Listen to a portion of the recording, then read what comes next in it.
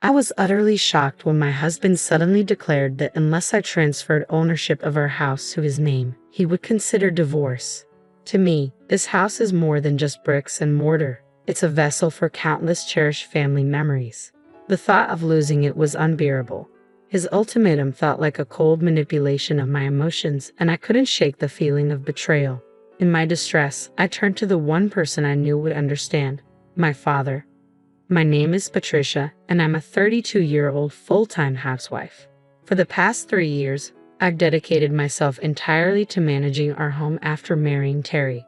I left my career to fully support our household, while Terry took on the role of primary breadwinner. But our peaceful life hit a rocky patch after Terry's father passed away unexpectedly, prompting his mother to move in with us. I was only given a day's notice before her arrival, which was unsettling enough.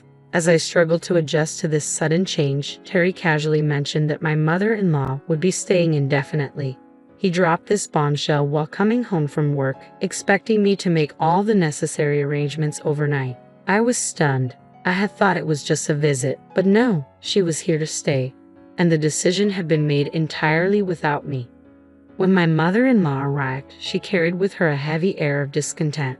The moment she stepped inside, she chastised me for not picking her up at the station, saying it was common courtesy. Caught off guard, I explained that I hadn't known her arrival time. She snapped back that I should have called to check, accusing me of being thoughtless. "This is why some in-laws are just useless and inconsiderate," she muttered, settling herself on the sofa as if she owned the place. I was left speechless. From that day forward, her criticism only intensified. Every morning after Terry left for work, she would start, "Patricia, why are you just sitting there? The dishes aren't done yet. Why isn't the laundry finished? That's just common sense." I'd apologize and promise to do the laundry after the dishes were done, but she fired back, "Your priorities are all wrong. In my house, laundry is done right after breakfast.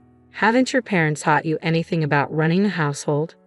I had developed my own daily routine long before she arrived, but nothing seemed to satisfy her. No matter how closely I followed her instructions, she always found something to criticize. The hours spent alone with her each day became unbearable. Then one day, it hit me: I had a way out of this nightmare. I remembered the house my father had left me after he and my mother retired to the countryside. It wasn't far from where Terry and I currently lived, and we had already talked about moving there eventually. With the constant tension of living under my mother-in-law's roof weighing on me, I decided it was time to suggest we move sooner rather than later. "Terry, can we talk for a moment?" I asked one evening. "What's up? Did something happen?" I asked, sensing the tension in his voice. "Do you remember the house my father left us? What do you think about moving there?" "Oh, that house. We talked about moving there someday. Why the sudden decision?" "I've been having some real difficulties with your mother. She might not have mentioned it, but I can't stand living with her anymore. That's why I'm seriously considering the move. Since the new place isn't too far, I thought we could make the switch and let her stay here." To my surprise, Terry agreed. After discussing it with Kayla, we decided to move within the week. I had anticipated some resistance from her, but she accepted our decision with a bright smile. "Goodbye, Terry and Patricia. I'm so sorry for the sudden decision to move," she said cheerfully. "Don't worry about it," Terry replied, visibly relieved. "It's generous of your dad to have given us that house," Kayla remarked, her smile widening. "Thank you, and please visit us sometime soon," I added, feeling a surge of hope. "Of course. We're not that far away, and I'd love it if you came to see us regularly," she said, her voice filled with anticipation. "I will," I promised as we wrapped up our conversation. Once we moved into our new home, a wave of relief washed over me. I was thrilled at the prospect of no longer enduring Kayla's biting remarks. Here, I could finally live freely, setting my own schedule and routines. Initially, I worried about how she might react, but discussing the move with Terry had calmed my nerves. However, this newfound peace was short-lived. Although the distance from my mother-in-law helped reduce my stress, Terry began coming home late, sometimes not at all. He justified his absences by saying he was worried about his mother, but his frequent unannounced late nights were disrupting my life in a significant way. This can't continue, I thought, feeling the weight of uncertainty settle back in. One day, I knew it was time for a serious conversation. "Terry, you've been coming home really late lately, and sometimes you don't come home at all. Is that so?" he replied casually. I'm just worried about my mother. That's not the issue here, I said firmly. At the very least, you should let me know if you're going to be late, so I don't wait up for you or prepare dinner unnecessarily. Since you're a housewife and always at home, you can just eat the leftovers for lunch the next day, he suggested thoughtlessly. So, you're saying I should just accept everything in silence because I'm a housewife? Are you implying we shouldn't even discuss this? Don't housewives have it easy at home? His words shocked me. What are you even saying? I countered, hurt and frustrated. Besides, I'm worried about leaving my mother alone. Amy will be coming back soon, and I need to discuss some things with her. Wait, Amy is coming back? What do you need to discuss with her? My curiosity shifted to anxiety as I pressed for more information.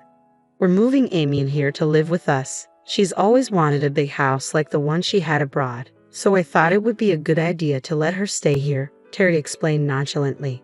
What? I exclaimed, completely taken aback. My sister-in-law is going to live in our house. I was overwhelmed, struggling to process this unexpected news.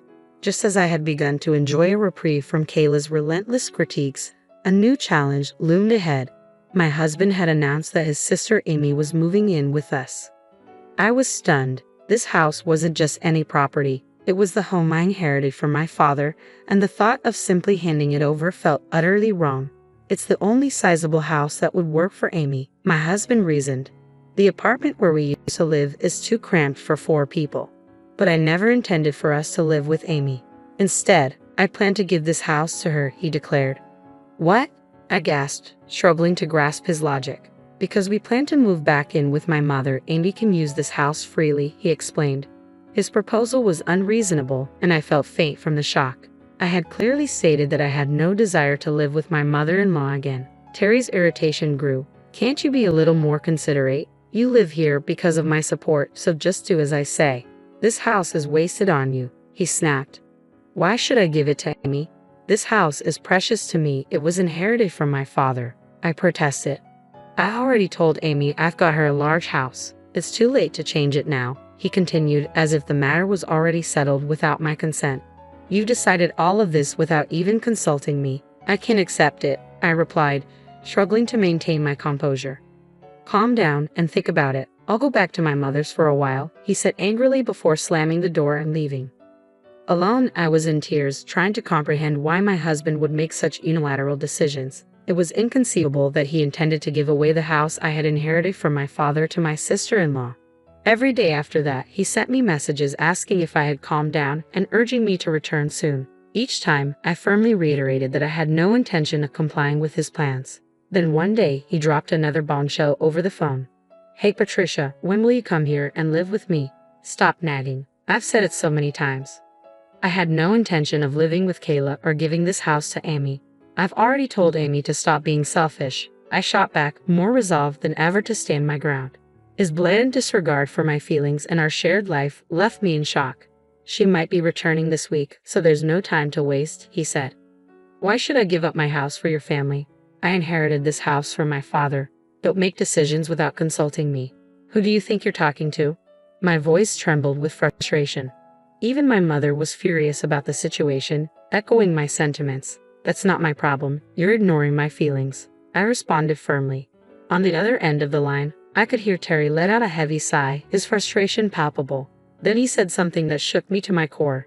If you can't listen to me, then let's get a divorce. Hand over the house to Amy and leave by tomorrow. At that moment, any remaining affection I had for him evaporated. The idea of using divorce as a threat without any regard for my feelings was utterly despicable. I couldn't forgive him for wielding such a threat, his tone laced with arrogance. Listen, if you don't leave by tomorrow, I'll divorce you. That's it. Wait, are you serious? I asked, incredulous. Of course, you don't have a choice. What will you do if you, a housewife, get divorced? You can't survive, he taunted. Enough. I get it, I said sharply. Hurry up and move over here. My mother is looking forward to disciplining you. With that, he hung up, confident that I would comply. But after that call, I was resolute. I decided to seek help from my father to devise a plan. By the next day, everything was ready for my move. When Terry inquired about it, I replied calmly, by the way, I'm curious. When will Amy be back? She'll be back tomorrow.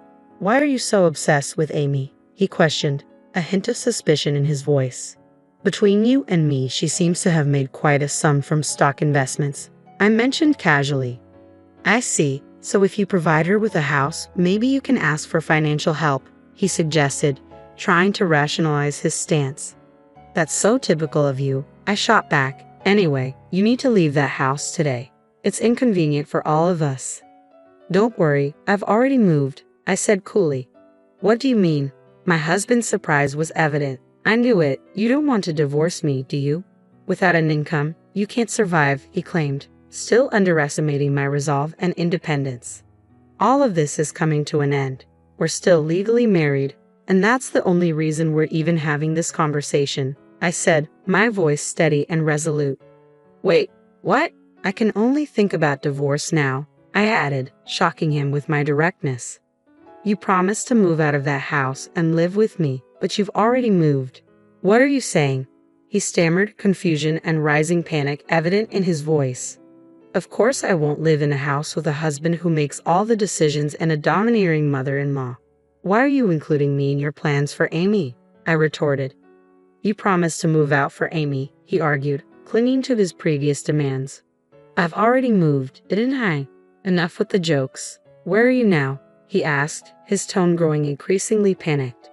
I'm at my parents' house. I moved to their rural home and don't plan on returning, I explained calmly, knowing this news would unsettle him further. You should have told me that sooner, he replied, a hint of relief mixed with frustration in his voice. If you truly want to give the house to Amy, here's the deal. It's on the market for $520,000. Buy it for that amount and hand it over to her.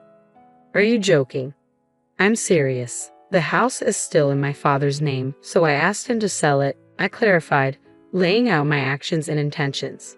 My father always said that if anything happened, I should contact him. I could either live in the house or sell it as I saw fit, and he would help me. As a result of the valuation, a price of $520,000 was proposed, which I gladly accepted, and we put the house on the market immediately. My husband probably never anticipated I would take such decisive action. Why are you doing this without asking me? This is unforgivable, he spat, consumed by anger and disbelief. I'm not asking for nor do I need your approval. We're getting divorced soon anyway. I don't care, I replied firmly. Do you understand your position? You'll be the one in trouble if we divorce since you have no income. You're just a housewife. His attempt to belittle me only fueled my resolve. I'd rather struggle on my own than be with you forever, I shot back, cutting off his manipulative tactics. Amy will be coming back soon, he started, but I was no longer interested in his threats or plans. I was determined to reclaim my independence and dignity. I mentioned before that I'm counting on Amy's financial contributions, didn't I? So if you want Amy to have that house, you can buy it for $520,000, if you can, I pointed out. What? That's impossible, he exclaimed. If Amy has made a fortune from her investments, I don't see why she couldn't afford it, I countered, sensing he was caught off guard. I'm not sure how much she made, but claiming she can't afford it sounds like excuses to me, I replied, refusing to yield to his lack of accountability. Realizing further discussion was pointless, I made my stance clear. I'm finished with this chaos you've created. Did you think threatening me with divorce would make me surrender the house? If you assume that being a housewife means I'll simply obey, you're deeply mistaken. Let's just calm down and discuss this, he suggested, attempting to soften his tone. I am calm. It seems you're the one panicking. I won't let you or your family control me any longer. Go back to your mother and stay out of my life, I exclaimed loudly, ensuring my voice carried. With that, I abruptly ended the call, fed up with the constant turmoil. I blocked his number and sought legal advice, pursuing a divorce. It took time, but eventually the divorce was granted, recognizing my husband's faults. He and Kayla continued to live in that cramped apartment, while Amy, unable to secure the large house she desired, expressed her frustration and returned overseas, feeling misled. My ex-husband's hopes of leveraging his sister's financial success crumbled, leaving him struggling with the burden of alimony and supporting his self-centered mother. His prospects for a thriving future seemed bleak. In contrast, I relocated to the countryside, enjoying peaceful days with my parents. I began a new job as a clerical worker at a local company, thanks to a neighbor's recommendation. With this job, I found financial independence and contentment. I decided to stay close to my parents for the foreseeable future, cherishing the chance to give back to them for all their support and love.